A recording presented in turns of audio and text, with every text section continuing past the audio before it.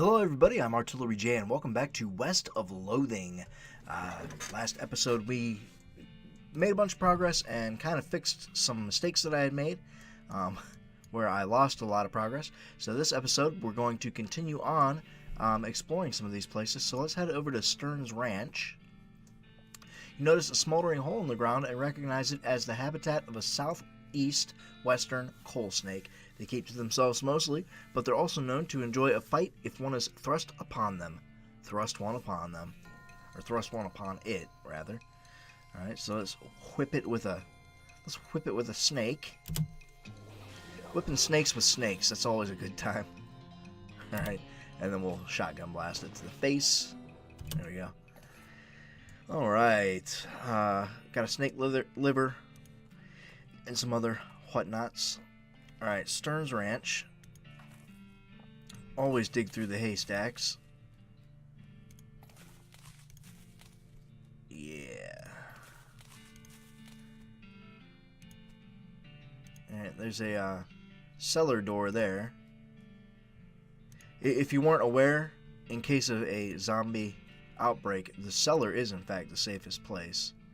Between the smoke and the noise, you're guessing that the contents of this outhouse are more dangerous than average outhouse contents. Open the door.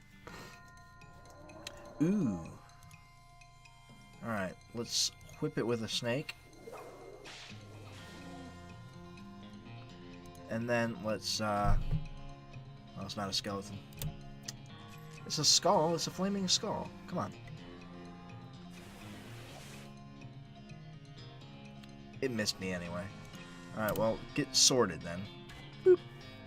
Booped it right on its cowl snoot. Alright. By the soft light of the fading embers, you see a glint of light from below. You hold your nose with one hand as you fish out your prize with the other. You got an item, toilet pistol. Hooray! Toilet pistol, huh? Alright, so currently I've got the Desert Gang's 6 gun, which is 6 to 7 damage. 3 to 4, 6 to 8. What was this one? 6 to 7? We'll go with General Gobs. Did not realize that one was better. Otherwise, I would have equipped it. All right. Mary Stearns died February 18th, 1894. Gwendolyn Stearns, devoted mother, died 1895. Jethro Stearns, devoted father, died 1895. Looks like Jethro's bones were dug up by some varmint or another. Search them. You find a charred locket among the blackened bones. You got an item, charred locket. This flower is smoking. Pick it. Ow, ow, ow. You got an item, smoking crystaltherium? Is that how you say that? I don't know. I need to learn foraging. Alright. It's a lockbox. True to its name, it's locked. Pick the lock. You pick the lock and open the box. Ooh, a document. You got an item, stock certificate. So let's examine that. This is a certificate entitling the bearer to 23 shares of Northern Munitions Syndicate, a company based in New York. Just sell it. It's worth 190 meat. Alright. We can do that. There are still some beans in this pot. Let's grab them. Got some blackened beans. Alright, what's this here? All the books on this shelf are burned, but you notice something strange about the back of the shelf. Investigate. Your deft fingers find a hidden catch, and the back panel of the shelf slides away to reveal a secret compartment. There's a book inside. You got an item, Mary Stearns' diary. Alright, Mary Stearns. I'm gonna read your diary. A little girl's diary, browned a little around the edges, but otherwise untouched by the fire. Read it. First page says in a little girl's handwriting, "This is the diary of Mary Stearns.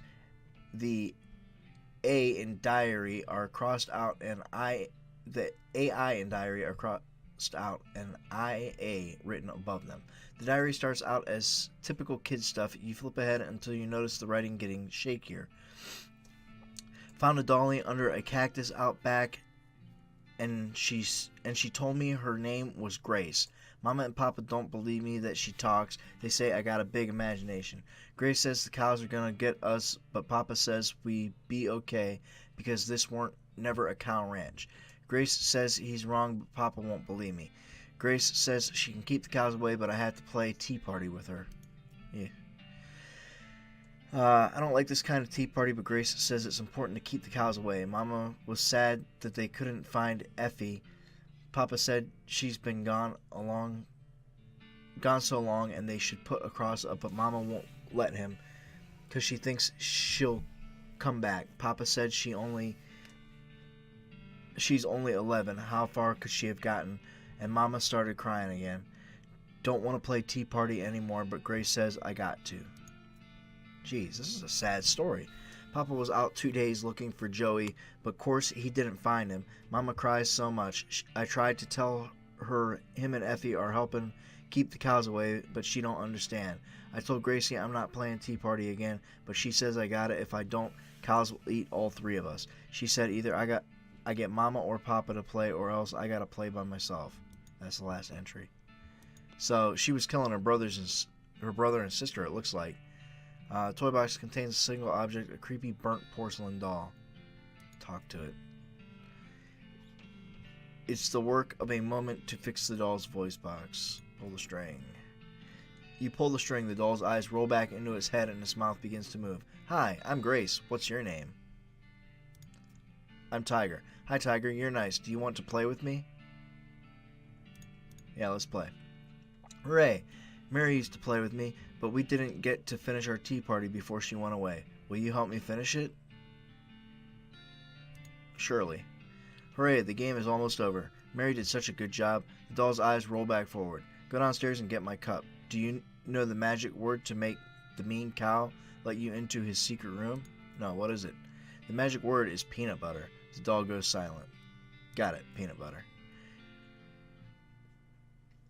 You shudder as you realize that talking dolls haven't been invented yet. Spooky. Alright, so I'm thinking that the doll talked the girl into killing her siblings. And then she killed herself because she didn't want to kill her parents. Pile of loose boards. There's still some food on the shelf. Grab it. Jellied escargot and sugar guns. Don't know safe cracking yet. I really need to learn that. There's a weird cow-shaped stain on the wall. Whisper peanut butter. Atop the sinister-looking altar sits a copper-filled goblet with what appears to be blood. Take the goblet, destroy the goblet, or leave it alone for now. Let's destroy it. You don't know what it is, but you know it's abominable. You grab the goblet and smash it against the altar. Everywhere the blood lands, cracks appear. The altar groans as it crumbles into ruin. Grit level 4. And how?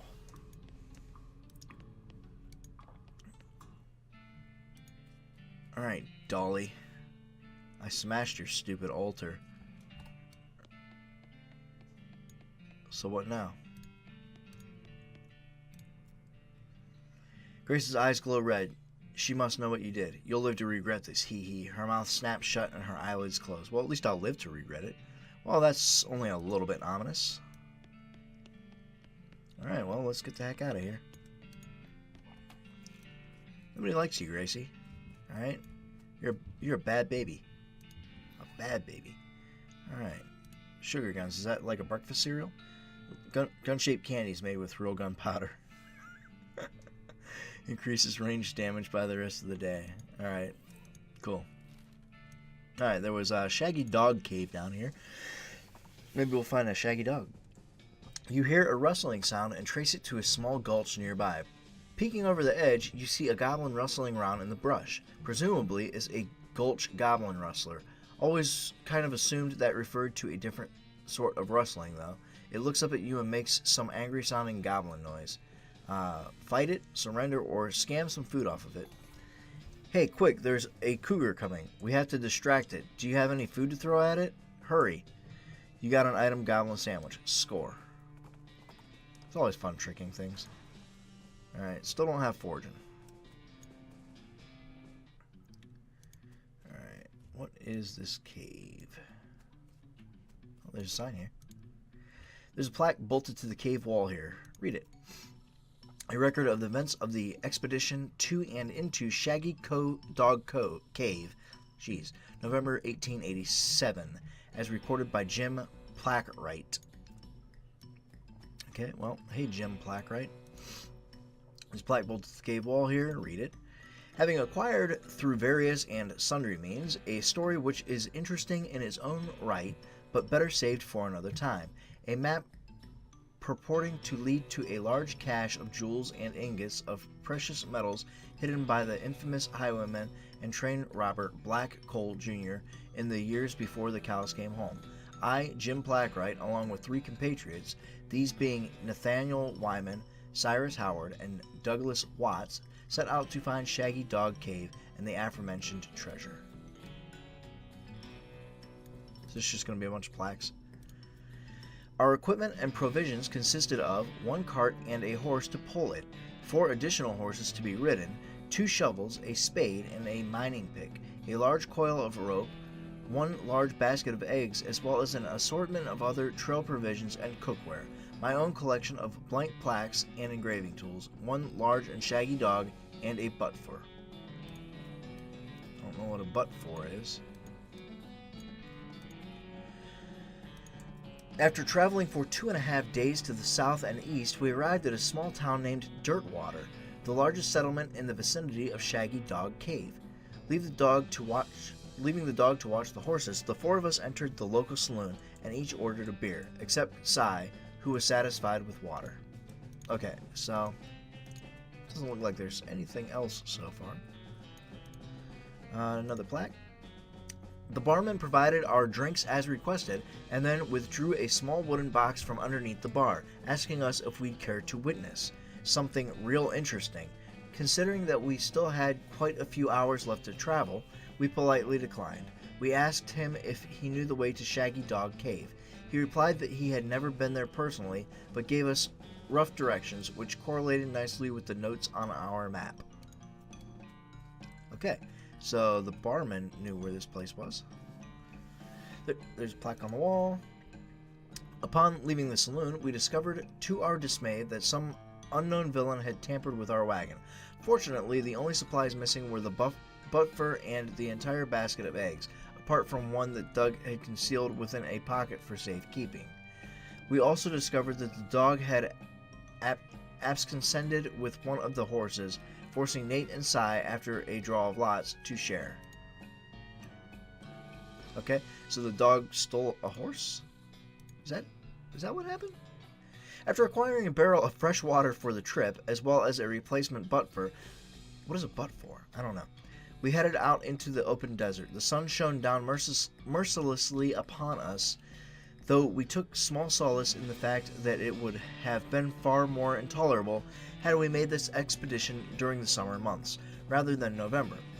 In order to pass the time on the trip, and resist becoming dazed from the heat and susceptible to desert mirages, we exchanged stories of our youth, which I will not be retelling here for reasons of length. I mean, the story's already pretty lengthy. Can't believe I'm reading all these. However, I will relate to you 3 odd occurrences that happened to us during our trek through the desert.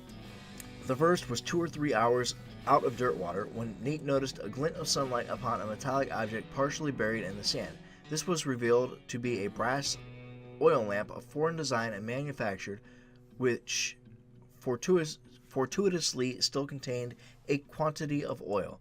Deciding this might come in handy, we stashed it in the wagon with our other tools. Okay, found a lamp full of oil. Our next encounter was with a nomadic goblin tribesman who we discovered spoke excellent English. It inquired as to our destination, and we replied that we were looking for Shaggy Dog Cave. Though we did not disclose the reason for our journey, the goblin confirmed that we were heading in the correct course and mentioned that he had only a short time earlier witnessed a large and shaggy dog riding a horse in the same direction. We all agreed that this was an unusual sight indeed and continued on our way. Alright, so their dog is riding the horse, I guess.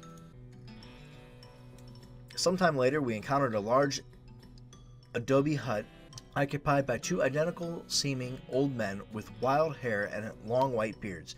They invited us to take shelter from the heat, which we gratefully accepted, and introduced themselves as hermits. This struck me as peculiar, given that there were two of them, but I felt it would be rude to question them on that point. Okay, so met two hermits, I guess. One of the hermits confirmed that we were near Shaggy Dog Cave, and the other hermit confirmed that what his brother said was true. They also commented that they had seen a large and shaggy dog riding a horse in that direction. We all agreed that this was an unusual sight indeed. The hermits refreshed our water supply in exchange for our butt-for, and we continued on our way, excited to finally be nearing our goal. So they're out another butt-for. You really need to find out what a butt-for is. After 2 more hours, we finally arrived at Shaggy Dog Cave. Carefully keeping our excitement in check, lest we become incautious, we unloaded our equipment and supplies from the wagon and took a brief respite in the cool shade of the cave entrance. That means like a break, I guess, or resting period. Although I'm not really sure of the exact pronunciation. To celebrate our arrival, Doug unpocketed and shared the egg he had saved from our basket that had been stolen in Dirtwater. Once we were rested, we decided the time had come to explore the cave and put up all of these plaques. Discovering that we had neglected to pack torches, lanterns, or any other light source with which to illuminate the cave, we declared that it was indeed fortunate that Nate had discovered that antique oil lamp during our travels. He gave the brass a quick shine and then lit the wick, and we were relieved to discover that it lit easily and provided a very adequate amount of light. Cool. Did a genie come out? Probably not. As we headed into the cave, we were further encouraged by the fact that the floor was quite even and easy to traverse. And there were no side passages which might cause us to become lost. Despite this, I resolved to hang a number of plaques to mark our progress through the cave, and engrave them with the tale of our journey, such that others who discovered the cave after us might be entertained and edified by our story, and anybody watching the video of said exploration of the cave. Soon we came to the end of the tunnel. While Nate, Cy, and Doug took turns with the excavation, I completed the last of the aforementioned plaques. It was a matter of perhaps an hour before Cy's shovel struck a wooden surface with a hollow noise, and we hauled a traditionally sized treasure chest out of the hole with great excitement. Oh, there's a hole there. The chest was locked with an ancient and rusting iron padlock which broke easily from a single swing of our pickaxe. We opened the lid slowly, and the flickering light of the antique oil lamp shone brightly upon jewels of every color and shining ingots of precious metals, just as promised by the legends of Black Hole Jr. Joyous at our triumph, we loaded the chest into our wagon and began the journey home. Thank you for reading, and may your own endeavors be equally successful. Signed, Jim Plackwright. It's a hole, a completely empty one. So, went through all of those plaques just to get to a dead end. Awesome. Awesome beans. Alright, yeah, Shaggy Dog Cave was kind of a bust. Okay, guys, sorry about that rough cut right there. I kind of lost track of time and recorded for way longer than what I wanted to. So I'm just going to end that video right here, and we will pick it up again tomorrow with all of the rest of the stuff that I recorded. But I hope that you enjoyed this one, and until next time, take care of yourselves.